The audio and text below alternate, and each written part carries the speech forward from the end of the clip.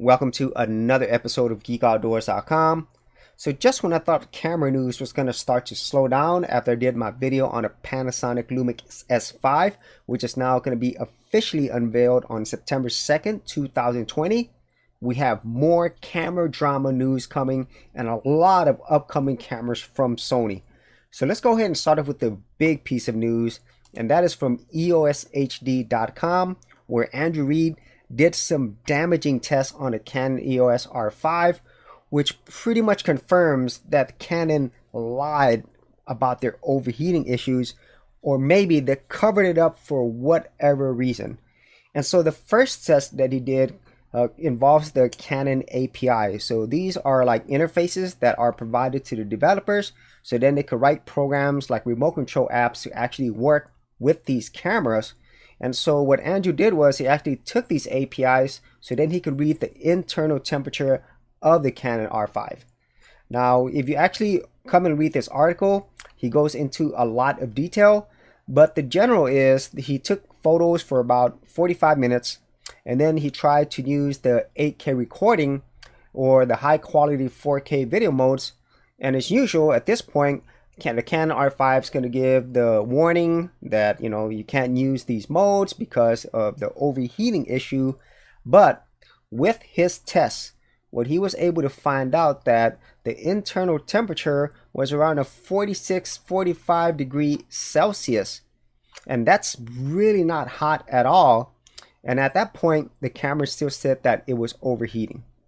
And so that is really a telling thing. And the thing is, this was directly taken from the camera using Canon's own APIs. And so what he's saying here is 46 degrees Celsius isn't too hot for the CPU, memory card, or anything else. And so even at 62 degrees Celsius, it's not too hot at all. And so what he's saying here is these are artificial software limits. And now he did a more recent test, which I think even further proves his point. And he actually put the Canon EOS R5 inside a refrigerator at 4 degrees Celsius. And he took like 60 JPEGs. And then after that, he actually tried to use the 8K and high video modes. And, well, he still got the overheating temperature warning. And he could not use those high quality modes. So this is crazy. So he took photos for 60 minutes inside a refrigerator at 4 degrees Celsius. And even then, he got the overheating cripple clock warning. So unless he had a camera that for some reason the software wasn't working as it should, this really shows to me that Canon is lying, or they're not telling us everything that they know. Now, in one case, this could be deemed as a really bad thing for Canon to do, lying to their consumers, or maybe they had a really good reason to do that. And then the good news out of this is that with the R5 and especially the R6, which is the one I'm more interested in, if this is something that is truly software locked artificially, then Canon can unlock this and allow these cameras to run much longer without hitting these crazy overheating short-term limits. And at the same time, who knows, Canon might even unlock the whole 30-minute artificial limit as well after seeing what Sony is providing. So this whole Canon overheating issue is the first and biggest piece of news, but it's not the only thing, because Sony is coming out with even more news after just getting the really huge piece of news about the Sony A7s3. So let's go ahead and look and see what else Sony is bringing out. For all your email management needs, check out Aweber, the preferred choice news at geekoutdoors.com. Sign up today and get a 30-day free trial. For more information, check out the affiliate link in the description area below. So now let's head over to the land of Sony. If it wasn't enough that they announced a Sony A7s3 and everybody lost their mind, where Sony's got way more coming. There's going to be about 4 or 5 cameras coming out near the end of 2020 and early 2021. And Sony's also going to be releasing this little thing called the Sony PS5. So if you weren't already a Sony fanboy, then you probably will be after all of this. And I am more than ever now really going to be looking towards Sony as my next camera, because as you're going to see through all of this, they're going to be offering you so much for every category of camera user. And so let's go ahead and start off with one that isn't a rumor, and that's just been reviewed by DPReview, which is one of my favorite sites and YouTube channels for cameras, and that is the Sony A92. Now this camera is not an entry-level beginner camera. This is their high-end sports photography camera, so it's super fast for photographies, and the starting price for this is $4,499. And as you can see here, DPReview did a super in-depth review, and I'm pretty sure a video review is going to be coming out as well. But let's go ahead and head over to the highlights. And so the biggest difference between the A92 and the original A9 is this whole design. The body takes a lot from the Sony A7R4, which is their photo-centric camera. So as you can see, this does have a much bigger grip. It looks beefier while still retaining the small form factors that Sony cameras are known for. Another difference is this new model has two UHS-2 SD card slots instead of just one. And then another big thing, it now has a updated mechanical shutter that can shoot up to 10 frames per second with continuous autofocus. It also has a faster Wi-Fi speed, and it also has voice memos as well. And then probably one of the biggest things that this has is the best autofocus of any system. So if I look over here, this is what they said about the autofocus. The A92 has hands down the best autofocus performance money can buy. So if you already enjoyed and love the A9, then the A92 is going to be perfect for you. So that's the very first camera. So now let's head over to the rumored cameras that could be released this year or early 2021.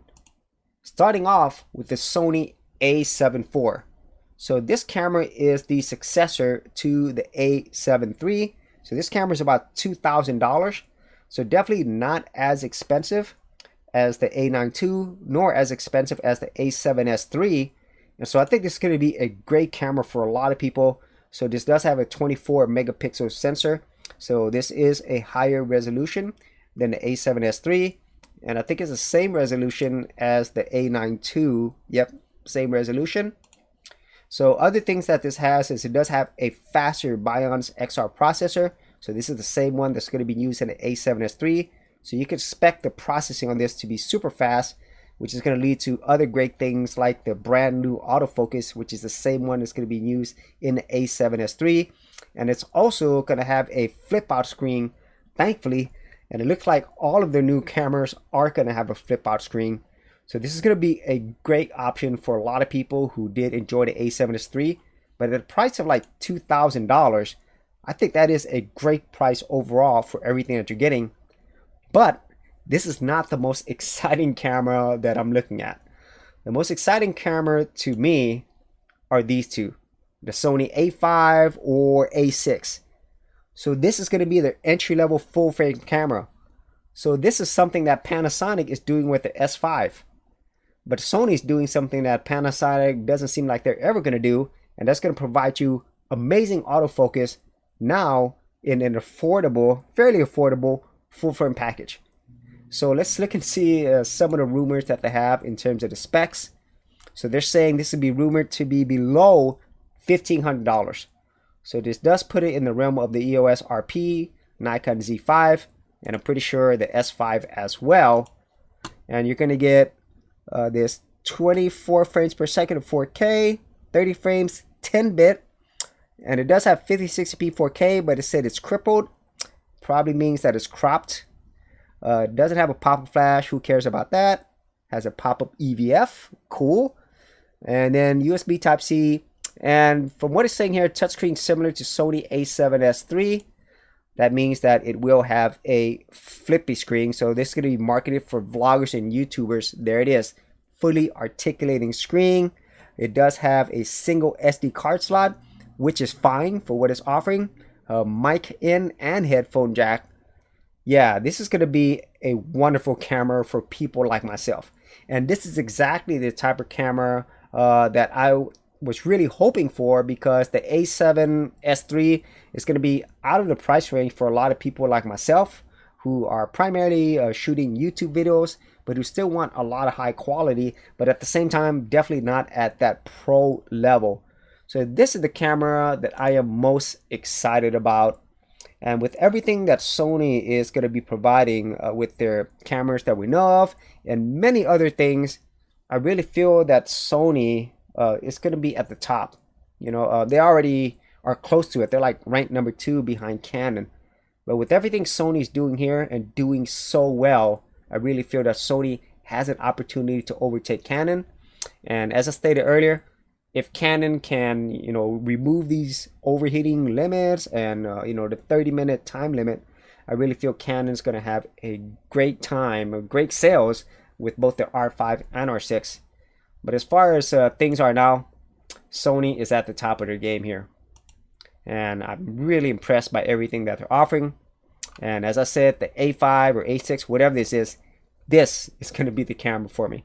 It's going to provide everything that I need, and it's going to have the excellent, reliable, super fast autofocus that people like myself who shoot YouTube videos have really been waiting for, that other manufacturers like Panasonic doesn't offer.